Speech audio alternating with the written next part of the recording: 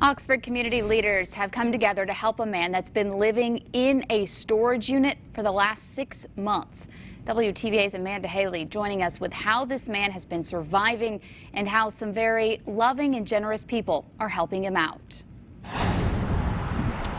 Yeah, Emily, these are the storage units right behind me that Richard Lantrip has called home since March. That means he's lived in a storage unit for the past 6 months. And when a local pastor found out about the conditions he was living in, he was shocked. And he says he knew it was his chance to make a change in Lantrip's life.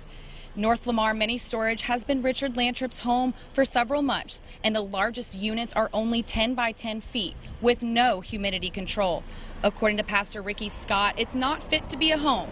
A friend told Pastor Scott about Lantrip's situation, and he says he immediately felt like God had chosen him to help the disabled man.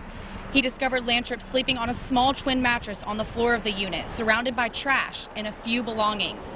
Pastor Scott also says Lantrip was using an old car battery for electricity. The pastor reached out to Mayor Tannehill and the Oxford Police Department, as well as several other community members, to help find resources for Lantrip. And with their help, Lantrip will soon be living in a rehabilitation center in Oxford.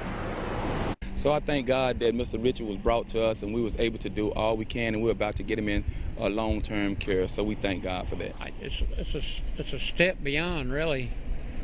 And I can go back on some dreams I've had before and maybe fulfill a few of them. Today, Pastor Scott told me that he took Lantrip to a rehabilitation center in Oxford, where Lantrip started the application process.